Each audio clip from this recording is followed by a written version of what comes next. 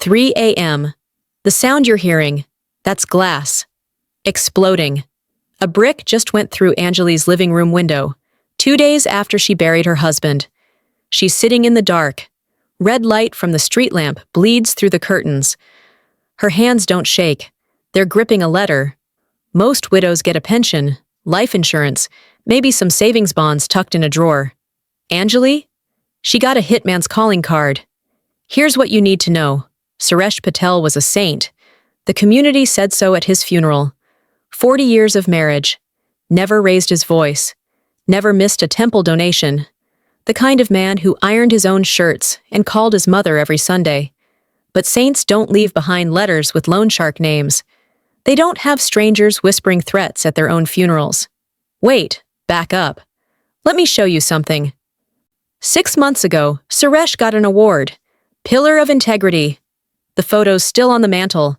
Everyone's clapping. But if you listen closely to what happens next, the sound of that brick hitting the floor, the crunch of Anjali's world splitting open, you'll hear what integrity actually costs.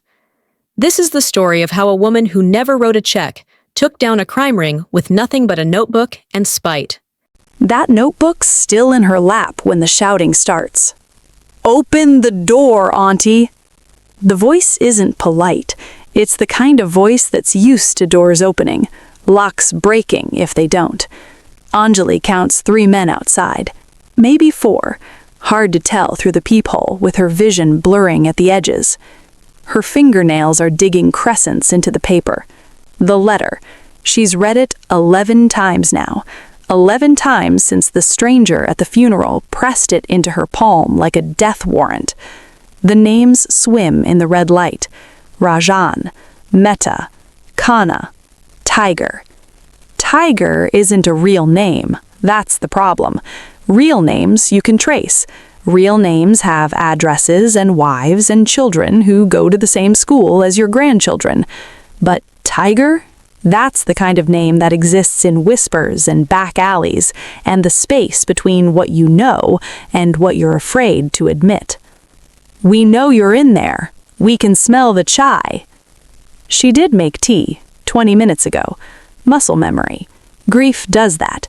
Turns you into a machine that boils water and adds cardamom, because if you stop moving, you'll have to think about the fact that the man you slept next to for 40 decades was a stranger.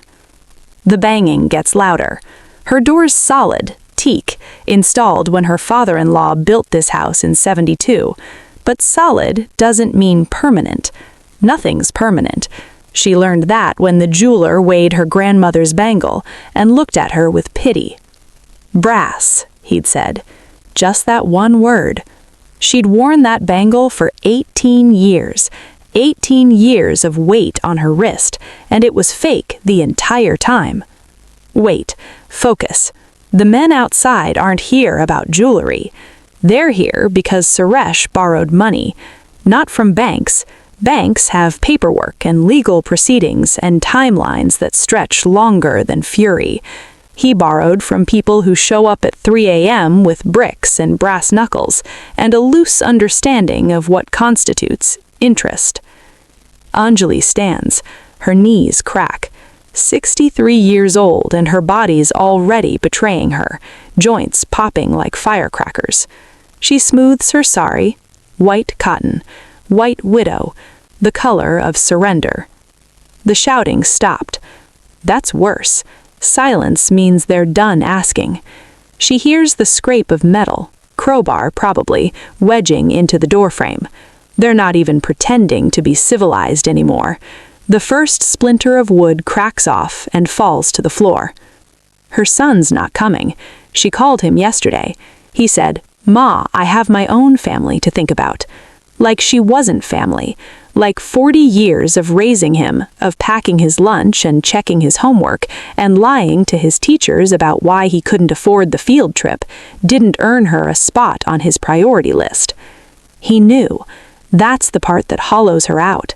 Her son knew about Suresh's Tuesday meetings, knew about the cash in the rice container, protected his own bank account, and left her holding the receipt for her father's sins. The door's giving way. Another crack. then another. Anjali walks to the kitchen. Her hands are steady now. Funny how terror has a threshold. You hit it, and something in your brain just flips. Acceptance, maybe. Or spite. She's not sure which. She pulls out 2 cups. The good ones, with the gold rim. Then the kettle. Fresh water. She's not serving them old tea. That would be rude. The door splinters open. Heavy footsteps. 3 men, just like she thought. The 4th's probably watching the back exit. They're not stupid. Mrs. Patel. The one in front's wearing a leather jacket, in this heat, trying to look dangerous.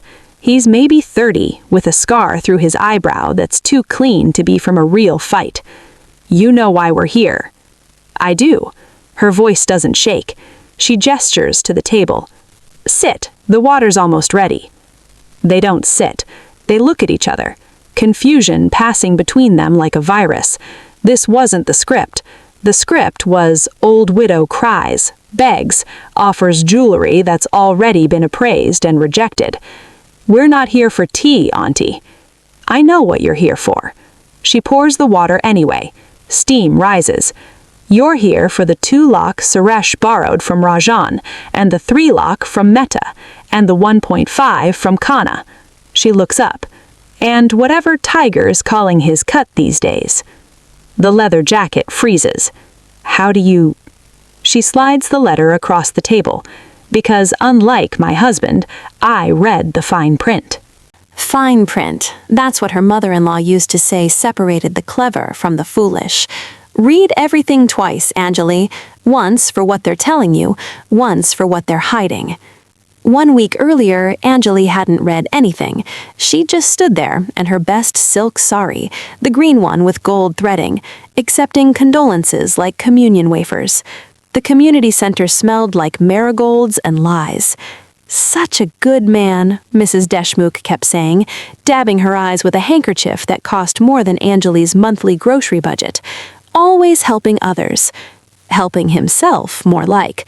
But Anjali smiled, nodded, played the part she'd been rehearsing for 40 years, the devoted wife who never questioned where her husband went on Tuesday nights or why the bank statements never matched the cash in the house. Suresh's photo sat on a pedestal surrounded by roses. They'd used the picture from his Rotary Club award ceremony. In it, he's wearing that stupid smile, the one that made people trust him, made them think, here's a man who pays his taxes and remembers birthdays and would never, ever steal his wife's dowry gold to fund an illegal gambling ring. The priest droned on, something about dharma and karma and the cycle of rebirth. Anjali stopped listening. She was counting the crowd instead. 200 people, maybe more. Every single one of them thought they knew Suresh. She didn't even know him, and she'd shared his bed for 40 decades. Your husband was a pillar of this community. That was Mr. Sharma, president of the temple committee. He gripped her hands. His palms were sweaty. We're devastated. If there's anything at all you need, you just ask. She needed to know why there were 3 overdue notices in Suresh's desk drawer for loans she'd never heard of.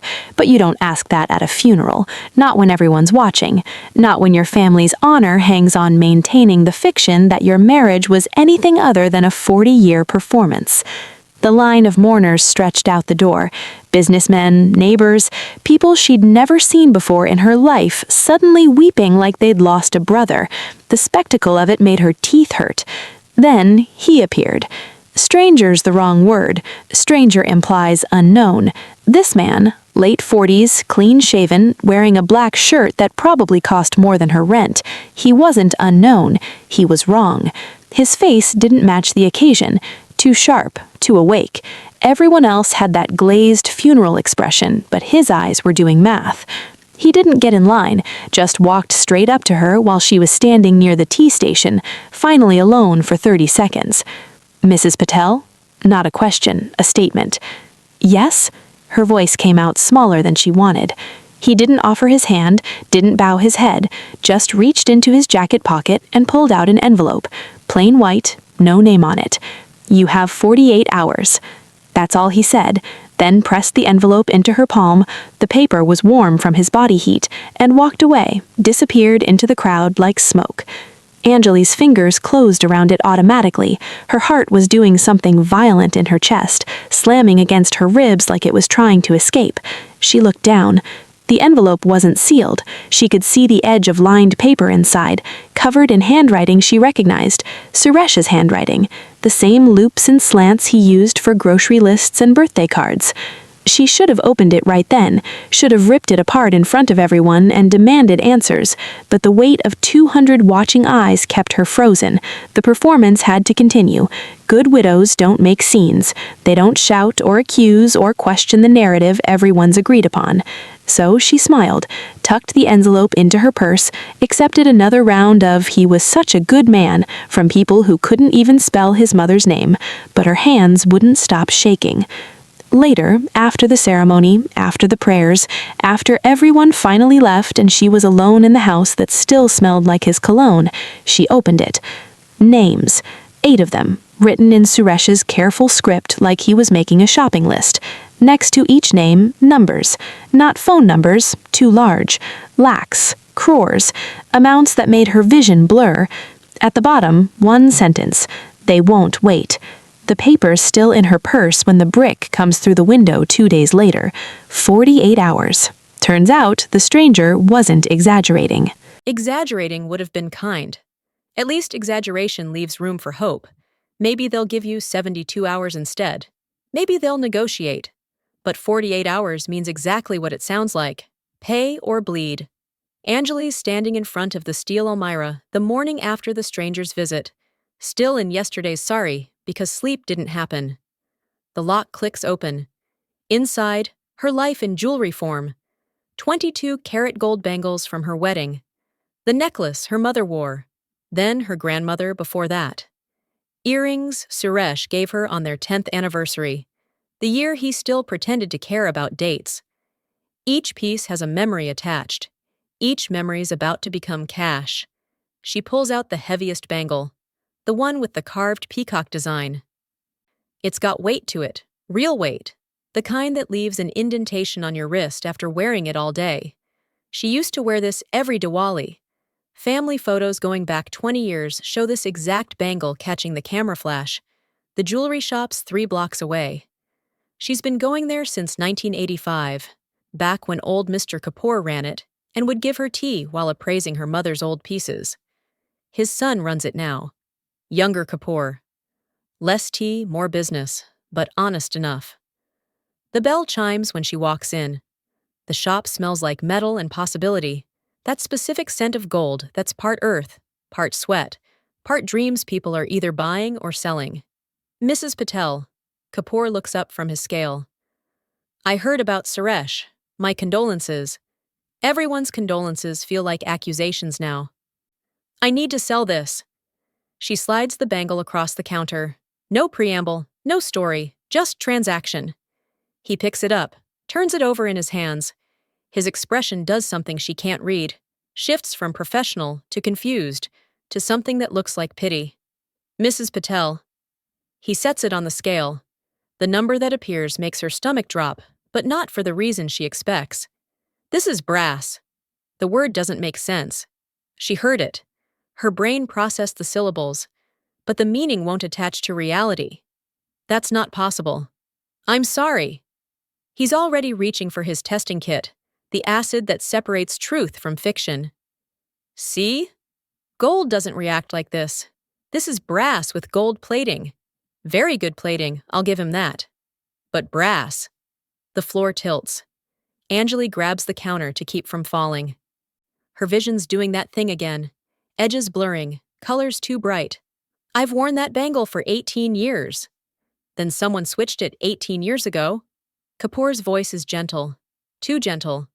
Brass has almost the same weight as gold if you're not paying attention. Most people wouldn't notice unless they got it appraised. Most people. But she's not most people. She wore this bangle every single day for festivals. Felt its weight. Heard it clink against the kitchen counter when she was cooking. How did she not notice? Because she trusted him. That's how.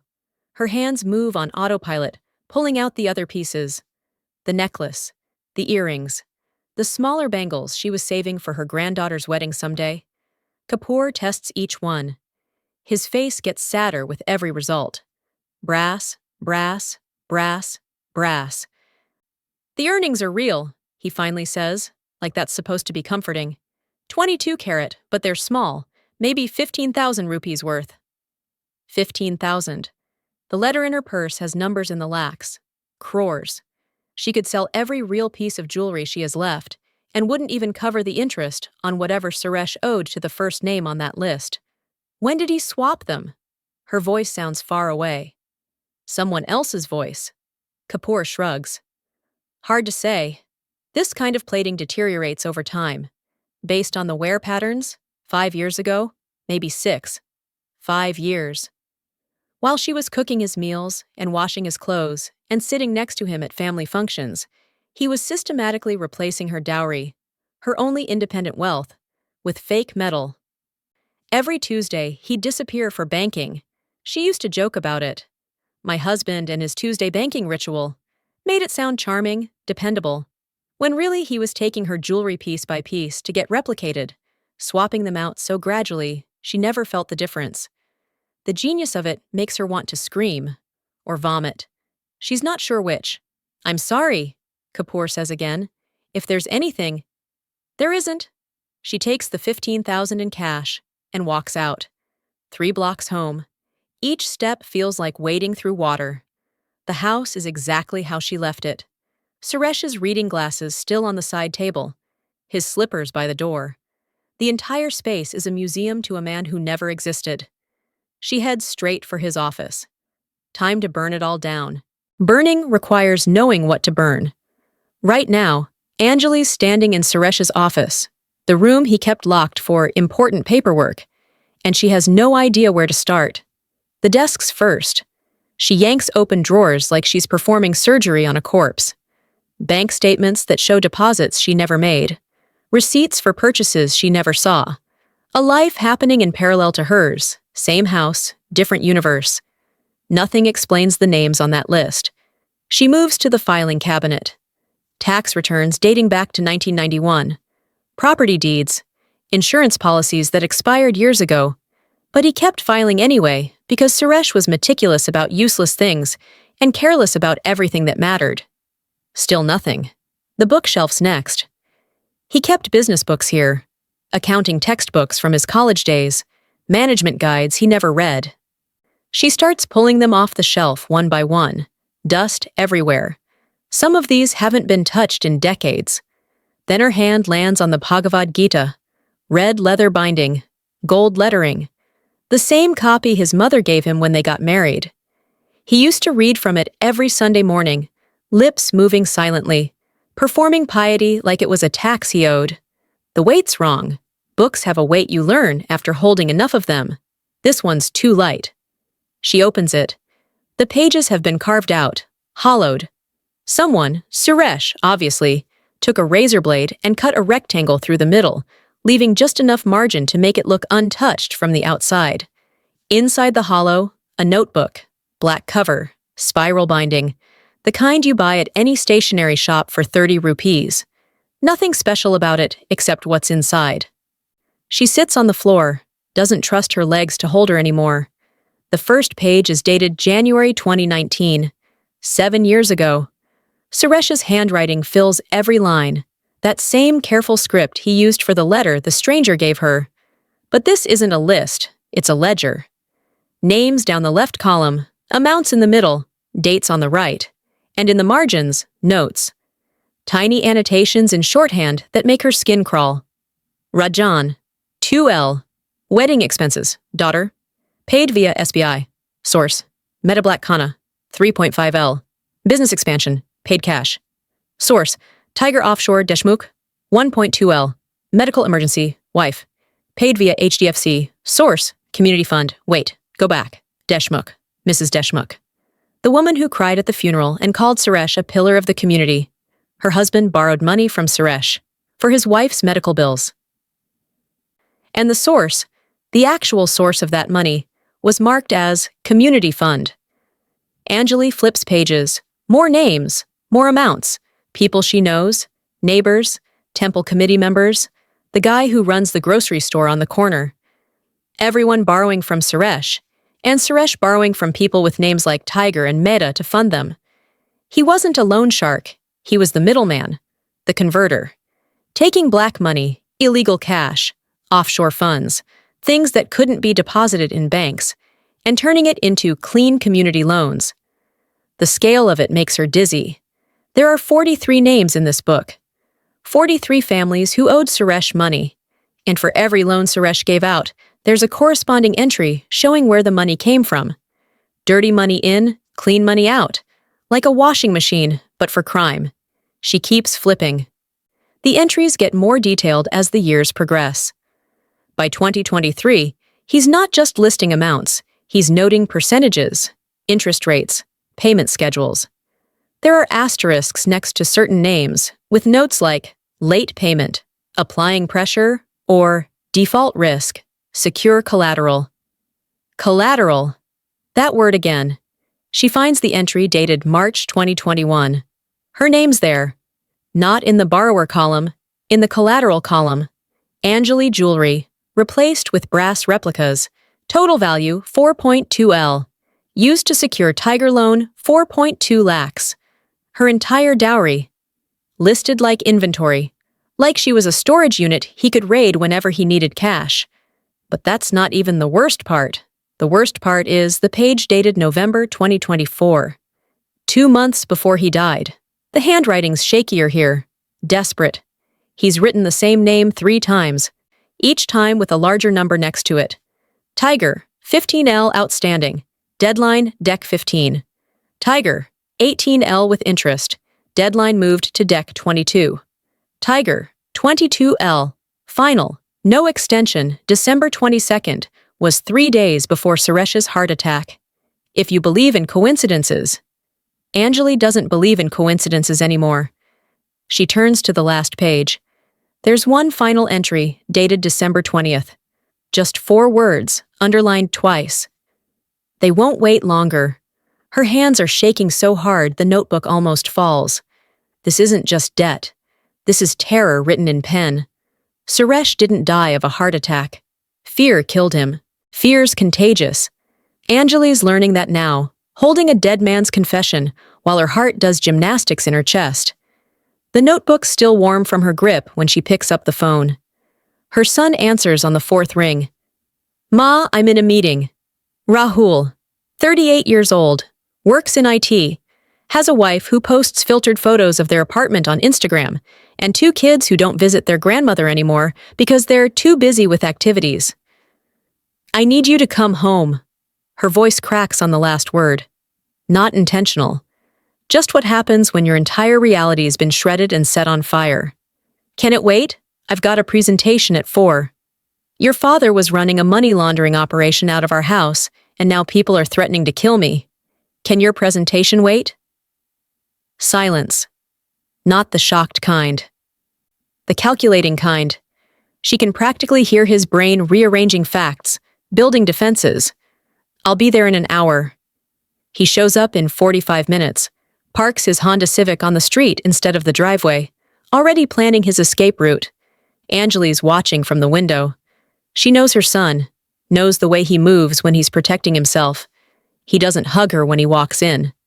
Just stands in the doorway like he's visiting a crime scene, which, technically, he is. Where's the notebook? Not, are you okay, Ma? Not, what happened? Just, where's the evidence? She hands it to him, watches his eyes scan the pages. His expression doesn't change. That's what confirms her suspicion. He already knows. How long? Her voice is flat. Dead. Ma! How long did you know your father was doing this? Rahul closes the notebook. Sets it on the coffee table like it's radioactive. Since 2022, he needed help setting up digital payment systems, asked me to show him how to use Bitcoin wallets. Bitcoin. Of course. Because regular illegal activity wasn't enough, Suresh had to go cryptocurrency too. And you didn't think to tell me? Tell you what? Rahul's voice goes defensive, angry. That your husband was helping people? Half those names in there are our neighbors. People who needed money and couldn't get bank loans because their credit was ruined, or they're self-employed, or he stole my jewelry. The words come out quiet. Deadly. Replaced it with brass. Used my dowry as collateral for loans to criminals. That stops him. For maybe 5 seconds, his face does something human. Then the shutters come back down. I didn't know about that part. But you knew about the rest. You knew he was borrowing from people named Tiger and Meta. You knew there was 22 lakhs in outstanding debt, and you said nothing. What was I supposed to do? He's shouting now. Tell you and ruin your marriage? Dad said he had it under control. He said it was just temporary, just until what? Until they killed him. Because that's what happened, Rahul. The heart attack wasn't natural. It was fear. He was so terrified of these people that his body just quit. Rahul looks away. Out the window.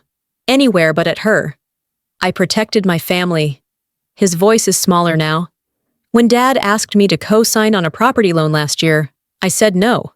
When he wanted to use my PAN card for some investment scheme, I refused. I kept my assets separate. My wife doesn't even know about this. His assets, his wife, his kids, his family. Like Anjali stopped being family the moment she became a liability. So that's it? She can barely breathe around the anger lodged in her throat. You save yourself and leave me to deal with the debt? The house is in your name. The debts are in Dad's. Legally, you're not responsible. They threw a brick through the window. Her voice cracks, breaks. Legal doesn't matter to people who show up at 3 a.m. with crowbars. They don't care whose name is on the deed. Rahul's already moving toward the door. I'll talk to a lawyer, see what options. Don't. One word stops him cold. Don't pretend you're going to help. Don't call with empty promises. Just go back to your meeting and your presentation and your life where none of this exists. Ma, I raised you for 38 years, fed you, clothed you, lied to your teachers about why we couldn't afford field trips because your father was too proud to admit money was tight. And the one time, I need you to stand with me. You're already calculating the exit. He doesn't deny it. That's somehow worse than if he'd argued. I'm sorry. He says it to the floor, not to her. I have kids to think about. If these people come after me, they won't, because you're smart. You protected yourself. She opens the door for him. Just like your father taught you. He leaves. Doesn't look back. The house is quieter after he's gone. Quieter than it's ever been. Even when Suresh was alive, there was always noise, TV, radio, the sound of him shuffling papers in his office. Now? Nothing. Anjali's alone with 43 names, 22 lakhs in debt, and a son who chose survival over loyalty. The brick's still on the floor where it landed. She picks it up, heavy, real, the kind of weight that doesn't lie. Outside, a car engine starts. 48 hours is almost up. The engine fades. Rahul's gone. And that's when Anjali realizes the timeline's caught up to itself. The brick, the shouting, the men at the door. This is happening now. She's still holding the brick when the crowbar hits the doorframe. Wood splinters. The sound is sharp, final, like bones breaking. 1 hit. 2. The teak her father-in-law installed in 72 is putting up a fight, but physics doesn't care about sentimental value. 3 hits. The frame cracks. Anjali sets the brick down carefully, walks to the kitchen. Her legs are working on autopilot, muscle memory from decades of hostessing, of serving guests even when she didn't want to. Especially when she didn't want to. The kettle's already full. She turns on the stove. Blue flame catches. Water starts heating. Behind her, the door gives up, crashes inward. Heavy footsteps. 3 sets. Maybe 4. They're not trying to be quiet anymore. Mrs. Patel. She doesn't turn around, just reaches for the tea caddy, loose leaf, Darjeeling, the good stuff she saves for festivals. I know you're here. We can smell the chai. Yes, you mentioned that earlier. She measures out the leaves. 2 teaspoons per cup, 1 for the pot. Her mother taught her that. It's almost ready. Please sit. The footsteps stop. Confusion has a sound. It's the absence of expected noise. They came here for screaming, for begging, for an old woman falling apart. Not tea service. We're not here to... I know what you're here for. The water's boiling now. She pours it over the leaves. Steam rises, fills the kitchen with the smell of bergamot and normalcy. 2 lakhs for Rajan, 3 for Mehta, 1.5 for Kana, and Tiger's cut, which I'm guessing is the remaining 15.5 to make it an even 22. Silence. The dangerous kind. She turns around. 3 men, just like she counted through the peephole. Leather jackets in front, the one with the too clean scar. Behind him, 2 others. Muscle, the kind who get paid to stand there and look threatening. Sit! Not a request, a command. She gestures to the table with her chin. They don't move, but they don't leave either. That's progress. Your husband, Leather Jacket starts, is dead, I'm aware. She pulls out cups, 4 of them, pours tea into 3. But his debts aren't. That's why you're here. That's why you threw a brick through my window at 3 a.m. instead of coming during daylight hours like civilized people. Civilized? One of the muscle guys laughs. Wrong move. Leather Jacket shoots him a look that shuts it down. Anjali slides a cup across the table. Then another. Then the third. Drink. It's rude to waste good tea. We didn't come here to what? Threaten a 63-year-old widow? Rough me up in my own kitchen? Break my fingers until I tell you where money is that doesn't exist? She sits down, takes a sip from her own cup. You've already done the threatening. The brick made your point. Now sit and let's talk like adults. Leather Jacket looks at the other 2. Some silent conversation happens. Then, and this is the part that would be funny if it wasn't terrifying, they sit. All 3 of them. At her kitchen table. Holding teacups. The absurdity of it almost makes her laugh. Almost. My husband owed you money. I understand that. Her voice is steady, controlled. But I don't have it. The house is mortgaged. The jewelry's fake. There's no secret account, no buried cash in the backyard. Suresh spent everything trying to keep this scheme running. That's not our problem. Leather Jacket hasn't touched his tea. We gave him the money. We want it back. From whom? A corpse? She leans forward. You can't extract blood from stone. You can kill me. I'm sure that's on your list of options. But I'll be just as dead as my husband, and you'll be just as broke. So what exactly is your plan here? The muscle on the left shifts. Uncomfortable. Good. Discomfort means they're thinking instead of just reacting. Tiger doesn't take losses. Tiger isn't here. She says it flat. Mean. You 3 are. And unless you're planning to live in this house and pay the mortgage yourselves, you're going to leave empty-handed either way. Question is whether you leave with a corpse on your conscience or a business proposition. Leather Jacket's eyes narrow. What proposition? Here it is. The cliff edge. Jump or don't. There's no in-between. Anjali reaches into her sari blouse, pulls out the notebook, sets it on the table between the teacups like she's playing a card game. This, she says, is everyone your money went to. 43 names. 43 people who borrowed from Suresh. Some of them still owe. Most of them have no idea where the money originally came from. Leather Jacket picks up the notebook, starts flipping. His expression changes. Subtle, but there. Recognition, maybe fear. Where did you get this? Hollowed out Bhagavad Gita. The irony isn't lost on me. She takes another sip. Page 17, 3rd name down. That's your brother. He freezes. Vikram. Borrowed 4 lakhs in 2022 for a business investment, except the ledger notes say he only reported 2 lakhs to Tiger. Skimmed the rest. Been paying interest on money he already pocketed. The temperature in the room drops 10 degrees. You're lying. I'm reading. She nods at the notebook. Check the entry yourself. Your brother's been stealing from Tiger for 3 years. And you had no idea. No idea. That's the crack in the armor.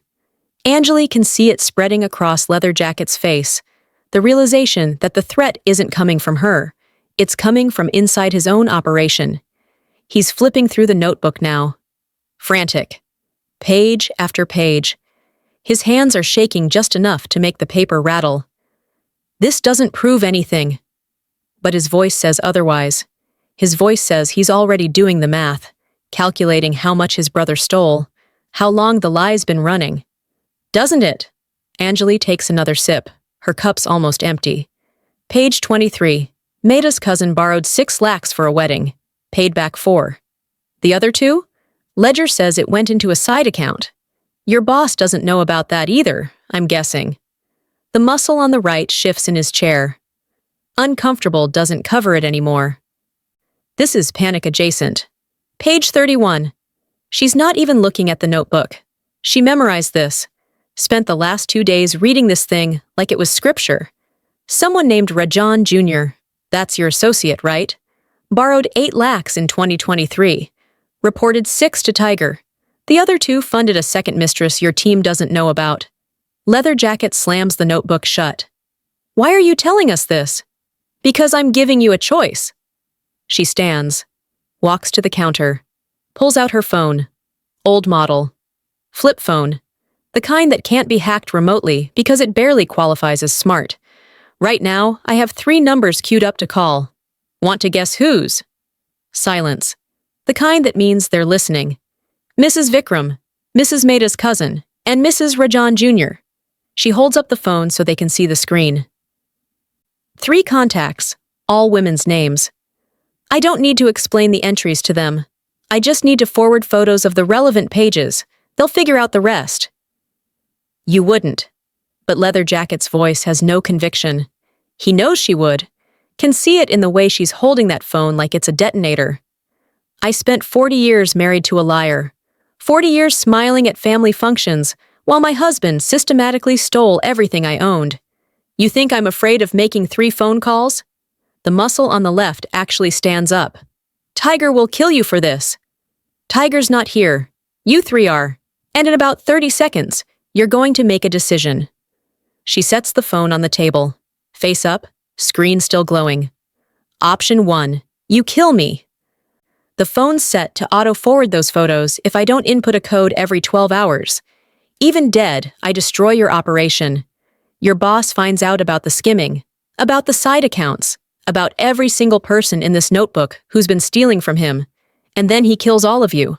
Nobody moves, nobody breathes. Option 2.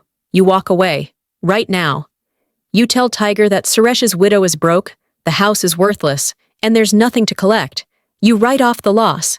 And this notebook, all 43 names, all the evidence of who's been stealing from your boss, disappears, forever. That's not a choice. Leather Jacket's jaw is tight. That's extortion. No.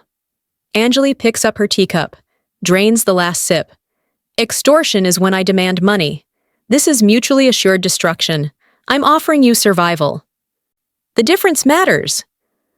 The 3 of them look at each other, some silent calculus happening, weighing threats, measuring risks, trying to figure out if an old woman in a white sari is actually capable of burning down their entire operation. She is. They can see it now. Whatever they expected when they broke down that door, crying, begging, maybe some jewelry hidden in a mattress. It wasn't this.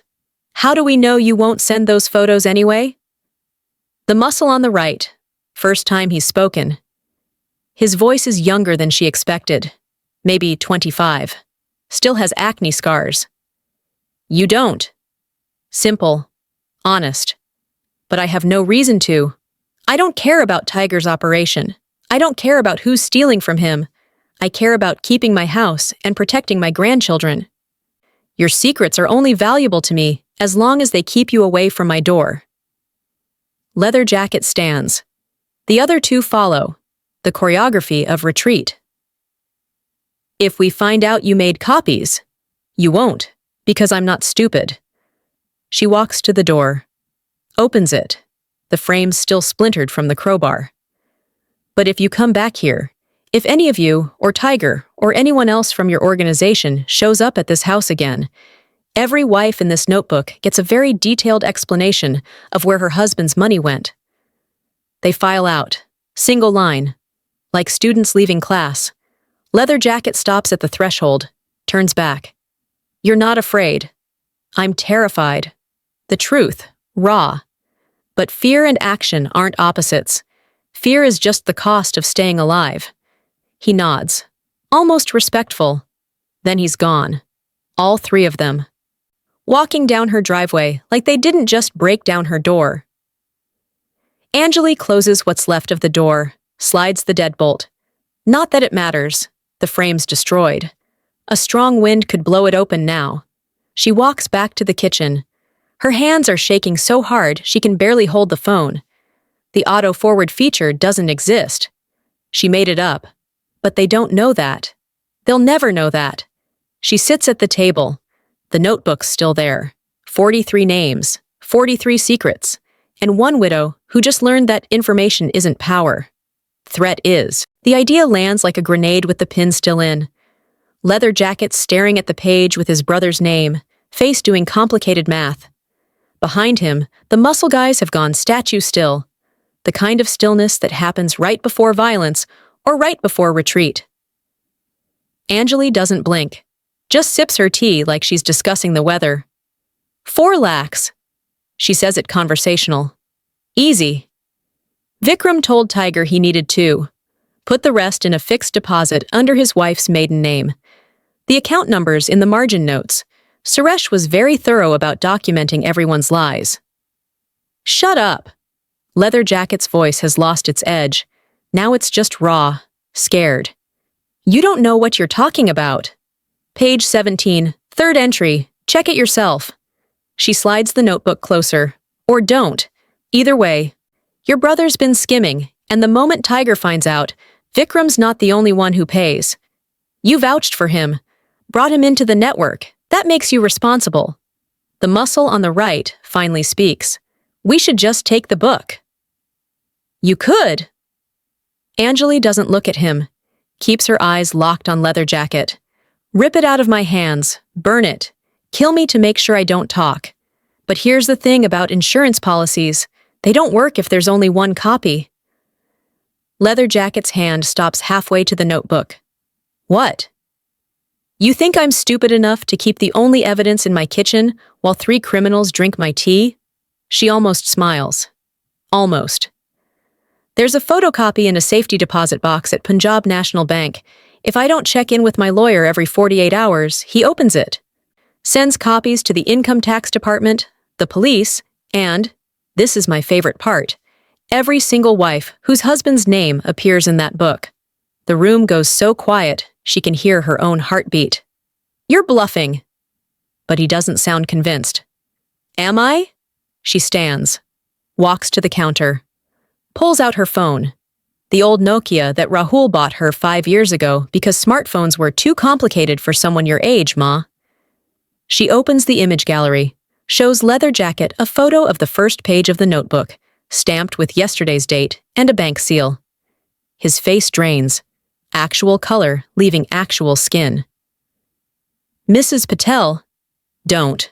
She cuts him off. Don't try to negotiate. Don't threaten. Don't waste both our times pretending you have leverage here. Because we both know what happens if this information gets out. She turns to face all 3 of them. The muscle guys look like they want to dissolve into the floor. Leather Jacket's jaw is clenched so tight she can see the bone. Tiger finds out about Vikram's skimming. He doesn't just kill Vikram. He kills everyone in your crew who might have known. Sets an example. That's how people like Tiger stay in business. Fear and spectacle. She pauses. Lets it sink in. But it's not just Tiger you need to worry about. What else could? Wives. One word. Drops like a bomb. 43 names in this book. 43 men who borrowed money their families don't know about. Money for mistresses. For gambling debts. For businesses their wives think are profitable when really they're hemorrhaging cash. You think their wives won't ask questions when the tax department shows up? When they find out their husband's college fund for the kids was actually collateral for a loan shark? She flips to a random page. Points. Mr. Joshi borrowed 6 lakhs, told his wife it was for expanding the restaurant. Really? Poker habit. Lost it all at an underground club in Andheri. His wife runs the restaurant. She does the books. She has no idea there's a 6 lakh hole in their finances. Another flip. Another name. Deshmukh. Remember him? Cried at my husband's funeral. Borrowed 1.2 lakhs for his wife's medical bills. Except his wife's medical bills were only 40,000. The rest went to his girlfriend's apartment deposit in Bandra. The muscle on the left makes a noise. Might be a laugh. Might be horror. You see the problem? Anjali's voice is ice. Pure ice. This book doesn't just incriminate borrowers. It incriminates everyone. You, Tiger, the whole network. Because Suresh didn't just document the money. He documented the lies. Every detail. Every dirty secret. Where it came from. Where it really went. Who lied about what? She closes the notebook. So here's the deal. You walk away. Right now. You tell Tiger that Suresh died before repaying. The money's gone. And there's nothing to collect. You eat the loss. Write it off as cost of doing business. And in return, this notebook never sees daylight. Tiger doesn't accept losses. Tiger doesn't know about Vikram's skimming either. Or the fact that half the loans in this book are to people who'd turn witness the second the police offered immunity. She locks eyes with Leather Jacket. Mutually assured destruction. That's what this is. You can kill me, but the information still gets out. Or you can walk away, and we all keep our secrets buried where they belong. The clock on the wall ticks. Once, twice, 10 times. Leather Jacket stands. The other 2 follow like puppets. If you're lying, I'm not. She opens the door. And you'll never know for sure. That's the beauty of it. They leave. No threats. No parting shots. Just 3 men walking out into the night, carrying the weight of what they can't control. Anjali closes the door, locks it, puts her back against the wood, and slides down to the floor. Her hands are shaking now that they're gone. Now that the performance is over. She sits there for 5 minutes, maybe 10, until the shaking stops, until her breathing evens out. Then she stands. Walks to the kitchen, picks up the notebook. There's no photocopy, no safety deposit box, no lawyer waiting to send anything anywhere. Just her, and a book full of secrets, and a gamble that paid off. The gamble's only good until someone calls your bluff. Anjali's learned that the hard way. 40 years of marriage to a man who bet other people's money and lost. Now she's standing in her kitchen, holding the only copy of evidence that could either save her or get her killed, depending on who finds out it's the only copy. Her hands have stopped shaking. That's new. 20 minutes ago, they were trembling so hard she could barely hold her teacup. Now, steady as stone, she walks to the sink, sets the notebook on the counter. The black cover's worn at the edges from Suresh's handling, years of him opening it, updating it, hiding it back in that hollowed-out scripture like God wouldn't notice the irony. The matches are in the drawer next to the stove. Same box she's used for lighting incense every morning. Same box that's lit birthday candles for grandchildren who don't visit anymore, and festival diyas for a husband who is performing piety while running a criminal enterprise. She pulls out a match, strikes it. The flame catches, bright orange, warm, alive. Here's the thing about evidence. It's only powerful if someone knows it exists. Right now, 3 men are walking back to Tiger, believing she has insurance, believing there's a lawyer, a bank, a failsafe that'll destroy them if they touch her. That belief is keeping her alive. But belief's fragile. It cracks the moment someone investigates. The moment Tiger decides to send someone to Punjab National Bank to ask about safety deposit boxes in Anjali Patel's name. The moment they realize she's been surviving on a bluff. She needs the evidence gone, but she also needs the threat to stay alive. The match burns down to her fingers. She drops it in the sink, lights another. The notebook has 43 names, 43 families who'd be destroyed if this information went public. Some of them deserve it. The men who used their children's college funds for mistresses, the ones who gambled away their parents' medical money. But others? Mr. Kapadia on page 12 borrowed money for his daughter's cancer treatment when the insurance company denied the claim. Mrs. Rao's husband took a loan to pay dowry demands he couldn't afford, chose debt over watching his daughter's engagement fall apart. Not everyone in this book is a villain. Some are just desperate, just human, and Anjali's holding the power to ruin all of them. The second match burns out. She lights a third. Her son's voice echoes in her head. I protected my family. Like protection and abandonment are different things when really they're just two sides of the same coward's coin. He protected his assets, his future, his kids who don't know their grandmother's sitting in a kitchen, debating whether to burn evidence of crimes or keep it as leverage against men who murder for sport. The notebook's sitting there, waiting. Suresh's handwriting covers every page, methodical, careful, damning. He documented everything, names, amounts, sources, where dirty money came from, where it went, who lied about what. He built a record of every sin committed by everyone he knew, and then he hid it in a religious text like that would make it holy. The third match dies. She lights the fourth. Here's what she knows for sure. Keeping this notebook means living in fear. Every knock on the door could be Tiger deciding the threat isn't worth the risk. Every phone call could be Leatherjacket realizing she lied about the photocopies. She'd spend the rest of her life looking over her shoulder, sleeping with one eye open, wondering if today's the day someone calls her bluff. But burning it? Burning it means losing the only thing keeping the wolves at bay. The only proof that she's more dangerous than she looks. She picks up the notebook, holds it over the sink. The fourth match is still burning in her other hand. The flame touches the corner of the black cover. Paper catches fast, faster than you'd think. Orange spreads across Suresh's careful handwriting, eating through names and numbers and secrets. Rajan, Mehta, Khanna, Deshmukh, Vikram. All of them turning to ash. 43 families, erased. The smoke rises, acrid, chemical. The smell of burning paper mixed with ink and lies, and 40 years of marriage dissolving into nothing. She watches names curl and blacken, watches amounts melt into illegible char, watches her husband's legacy, both the false one everyone believed and the true one nobody knew, disappear. The notebook's burning fast now, flames licking up toward her hand. She drops it in the sink, turns on the tap. Water hits fire with a hiss. Steam clouds the kitchen. When it clears, all that's left is black sludge and pieces of cover that didn't burn all the way.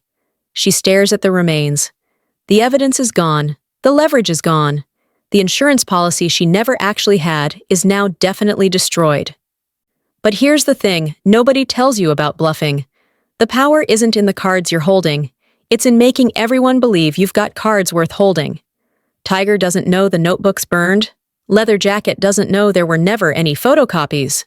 They believe she's protected. They believe touching her means mutually assured destruction.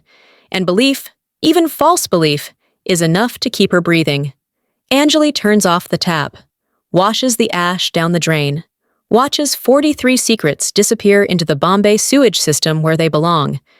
The kitchen smells like smoke and freedom. She's survived this. Somehow. Against men with crowbars and sons who chose safety over loyalty, and a husband who spent 40 years lying with his eyes open. The matchbox is still sitting on the counter. She picks it up, puts it back in the drawer, closes it. Outside, dawn's starting to break, first light creeping through the window that still has a brick-sized hole in it. She should probably get that fixed, but first, chai. Real chai.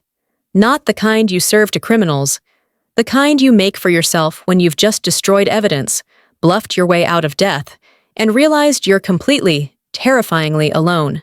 She fills the kettle, turns on the stove. Blue flame catches. Boiling water's simple, predictable. You apply heat, wait for the physics to catch up, and something changes state. Anjali wishes her life worked that cleanly. 1 month later, she's standing in the same kitchen. The window's fixed now. She paid a carpenter 3,000 rupees to replace the frame and glass.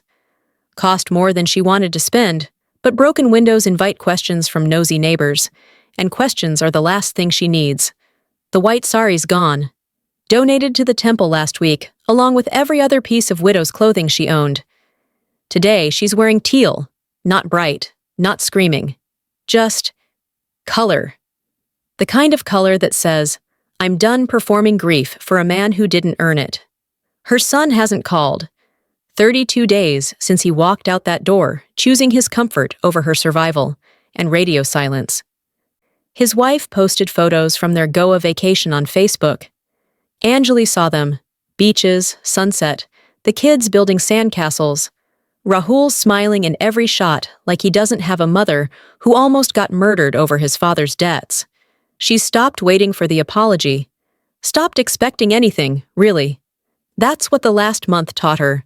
Expectations are just premeditated disappointments. The house is going up for sale next week. She's already signed the papers with the realtor, a sharp woman in her 40s who didn't ask questions about why a recent widow needed to liquidate fast. Just quoted a price, laid out timelines, handled logistics. The kind of professional distance Anjali's learning to appreciate. The sale won't cover what Suresh owed, not even close. But it'll give her enough to rent a small flat in Thane, maybe Kalyan. Somewhere cheaper, somewhere without memories embedded in the walls like bloodstains. She's packing when the doorbell rings. Not the frantic pounding from a month ago. Just a normal ring. Polite. Almost apologetic. Through the peephole, a woman. Mid-50s, wearing a cotton sari and carrying a cloth bag. Nobody Anjali recognizes. She opens the door halfway. Yes? Mrs. Patel? The woman's voice is soft, nervous. My name is Kavita Deshmukh. I think you knew my husband. Deshmukh. The name from the notebook. The one who borrowed money for his wife's medical bills, but actually spent most of it on his girlfriend's apartment.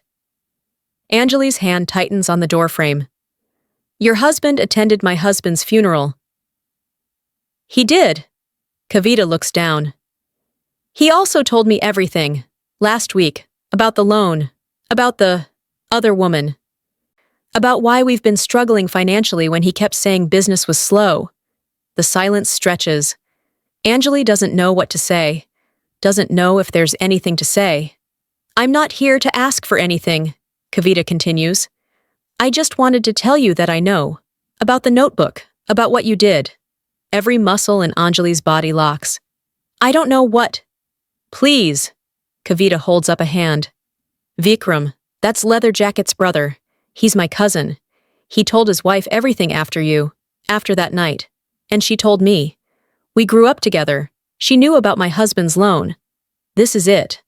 This is where the bluff collapses. Where Anjali's carefully constructed illusion of insurance and leverage falls apart because people talk, and secrets spread, and... Thank you, Kavita says. Wait. What? I'm sorry? Thank you. Kavita's eyes are wet now. For burning it. For not exposing everyone. My cousin's wife said you could have destroyed 40 families. Could have sent everything to the tax department, or the police, or just... made it all public. But you didn't. Anjali's brain is scrambling. How do you know I burned... Because nothing happened. No police. No raids. No wives getting anonymous letters about their husband's secrets. Kavita pulls a small envelope from her bag. And because I know what it looks like when someone chooses mercy over revenge. She holds out the envelope. Anjali takes it automatically. Inside, cash. 20,000 rupees. I can't accept this. You can. You will. Kavita's voice firms up, gets backbone. My husband's debt to yours was settled when your husband died. But my debt to you? For not destroying my family when you had every reason to? This doesn't even begin to cover it. I didn't do it for... I know. That's why it matters. Kavita steps back. There are 6 of us. 6 wives who know what you did. What you didn't do. We're taking care of it. Quietly. Making sure the right people know that you're not to be touched. That you're protected. Protected. The word Anjali built her bluff on, now becoming real because other women decided to make it real. I don't understand. You don't have to. Kavita smiles. It's small, sad, but genuine. You gave us back our lives. Our marriages might be broken, mine certainly is. But our children don't have to know their fathers as criminals. That's worth more than money. She turns to leave. Stops. They say a wife is the reflection of her husband. But when the mirror breaks, Mrs. Patel, the shards are sharp enough to cut. Then she's gone, walking down the street like she didn't just upend Anjali's entire understanding of what happened that night. Anjali closes the door, leans against it, opens the envelope again. 20,000 rupees. Real money, not brass disguised as gold, not promises disguised as security, just help. From a stranger who isn't a stranger. The house feels different now, less like a museum to a dead man's lies, more like a building she's choosing to leave. She walks to the bedroom, pulls out the suitcase from under the bed, starts folding clothes, teal saris, yellow ones, a red one she bought yesterday just because she could. No more white, no more performing, no more living in the shadow of a man who cast darkness instead of light. The realtor called this morning. 3 families want to view the property this weekend. One's already talking about making an offer. Anjali's going to take it, whatever they offer, within reason. She's done negotiating with people who think they own pieces of her life. Outside, the street's waking up, vendors setting up stalls, kids heading to school, the ordinary machinery of a world that kept turning even when hers was falling apart. She finishes packing, closes the suitcase, sits on the bed that used to be theirs and is now just hers. 1 month ago, she was a widow who inherited a hitman. Today, she's a woman who negotiated her own terms and walked away breathing. They'll tell stories about this someday, probably get the details wrong. Say she paid off the debts, or that Suresh was secretly wealthy, or some other fiction that makes better sense than the truth. But Anjali knows what really happened. She survived not because she was strong, though she was. Not because she was smart, though she was that too. She survived because she understood something Suresh never did. Power isn't in what you have. It's in what people believe you have.